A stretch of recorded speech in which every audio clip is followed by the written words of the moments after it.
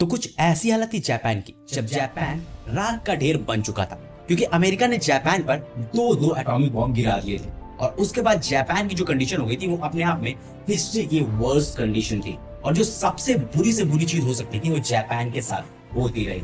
लेकिन फिर हुआ एक मिरेकल। ये राख का ढेर जापान सिर्फ 22 सालों में बन गया दुनिया की सेकंड सबसे बड़ी इकोनॉमी, जो कि अपने आप में शॉकिंग थी।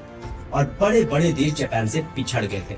लेकिन आखिर ये हुआ कैसे नेपाल से सिर्फ 2.5 गुना बड़ा जापान, जिसकी हालत एकदम वर्स्ट थी, वो 22 सालों में बन गया एक डेवलप्ड नेशन और दुनिया की टॉप पोजीशन पर पहुंच गया। तो जानिए वो सारी सीक्रेट्स की जापान ने कैसे अचीव किया, साथ ही नेपाल इसको कैसे कर सकता है, साथ ही कैसे नेपाल उस वक्त के जापान से बेटर कंडीशन में, और क्या सिमिलरिटीज हैं नेपाल और जापान। और साथ ही जानेंगे नेपाल भी कैसे एक जल्दी डेवलप नेशन बन सकता है, और क्या है वो 3 चीजें जो कि नेपाल को बना सकती है 10 से 20 साल में एक डेवलप नेशन। साथ ही वीडियो को लास्ट में जानेंगे वो लेसन जो कि जापान से लेने चाहिए नेपाल को और दुनिया भर में हर एक डेवलपिंग नेशन, और क्या चीजें हमें सीखनी चाहिए जापान और जापानीज से। और यही सब रहने वाला है आज के चर्चा का विषय। तो नेपाल को जापान से सीखने के लिए हमको जापान की कंडीशंस को जानना पड़ेगा। तो जापान के ऊपर जब 6 और 9 अगस्त 1945 में दो न्यूक्लियर बॉम्ब गिरे थे, उसके बाद जापान की जो हालत हो गई थी वो राख के ढेर के बराबर थी, और जापान के पास कुछ भी बचा नहीं था। ना कोई रिसोर्सेस थे, ना ही फसलें थी, ना ही कुछ खाने को था, ना ही कोई इकोनॉमी थी, और ना ही हिम्मत थी, क्योंकि जापान के ऊपर दो न्यूक्लियर बॉम्ब गिर चुके थे और जापान वो वर्ल्ड वॉर 2 हार चुका था। जिसके बाद कई करोड़ लोग जापान में एकदम से बेरोजगार हो गए, उनके घर भी तबाह हो गए। अचानक से बेरोजगारी पूरी तरीके से बढ़ गई थी।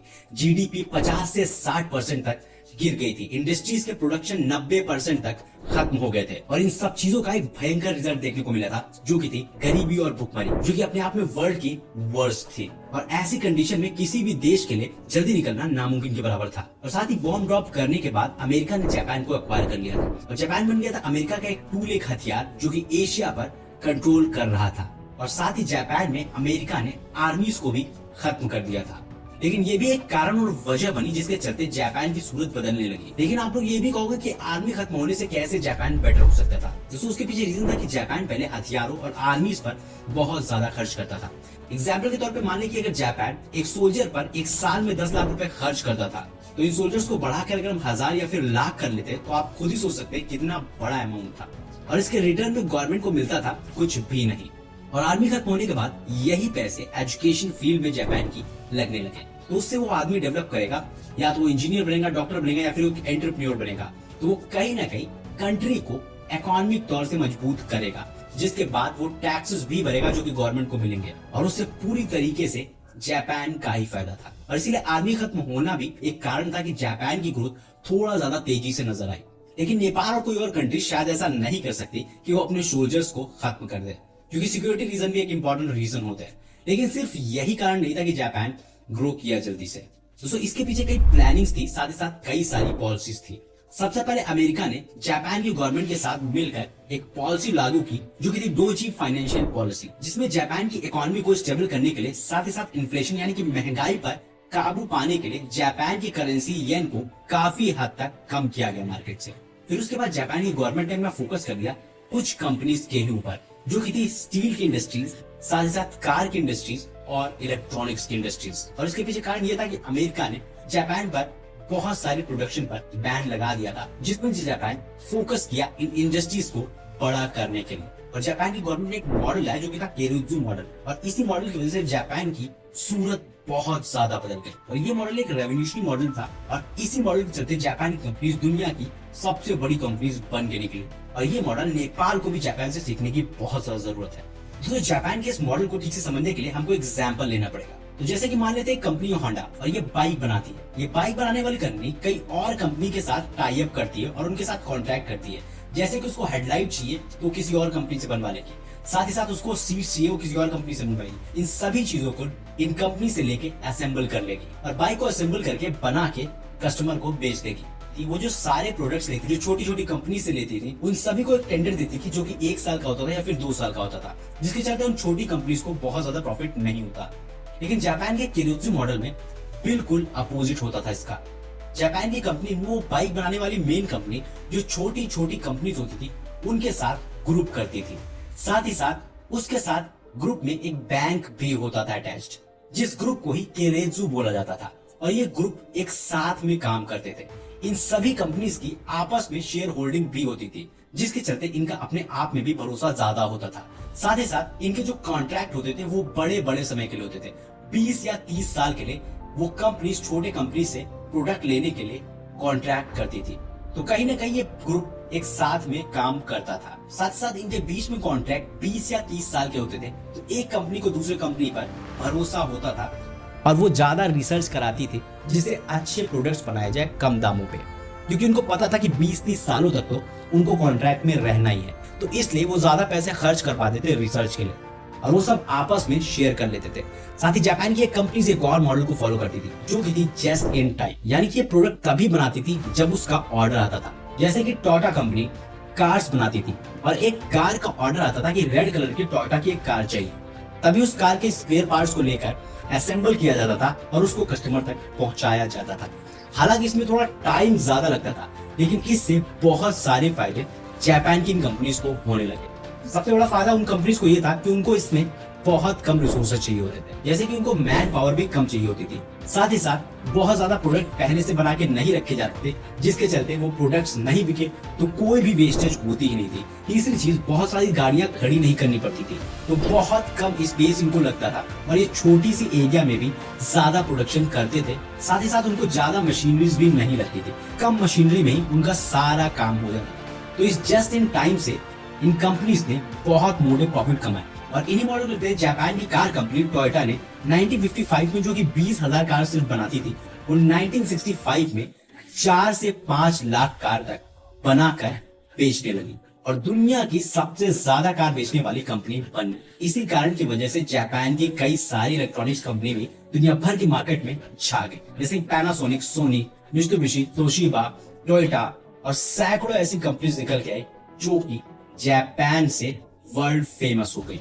और इसीलिए इन मॉडल्स के चलते ही 1968 में ही जापान वर्ल्ड की सेकंड सबसे बड़ी इकोनॉमी बन गया, जो कि ब्रिटेन, फ्रांस जैसी बड़ी इकोनॉमी को पीछे छोड़ दिया। साथ साथ जिस अमेरिका ने जापान के ऊपर बॉम्ब डाले थे उसको भी जापान के लिए मार्केट अपनी खोलनी पड़ी, क्योंकि उनके प्रोडक्ट्स इतने ज्यादा अच्छे थे और इतनी ज्यादा डिमांड में थे और आज भी है। साथ ही एक और चीज थी जो कि जापानीज लोगों को इतनी जल्दी आगे बढ़ने में मदद की, वो थी जापानीज लोगों का जुनून, साथ ही उनकी मेहनत, उनका जज्बा। जापानीज गवर्नमेंट उनके वर्कर्स को बहुत ज्यादा सपोर्ट करती थी, अच्छी सैलरी देती थी, साथ ही साथ अच्छे पर्क्स भी देती थी। वही आज हमारे देश में प्रॉब्लम यह है कि आज किसी को भी गवर्नमेंट जॉब मिल जाती है तो उसको फॉर ग्रांटेड ले लेता है। वो गवर्नमेंट जॉब में जाता ही इसलिए कि उसको काम ना करना पड़े, लेकिन जापान के लोग बिल्कुल इससे अपोजिट हैं।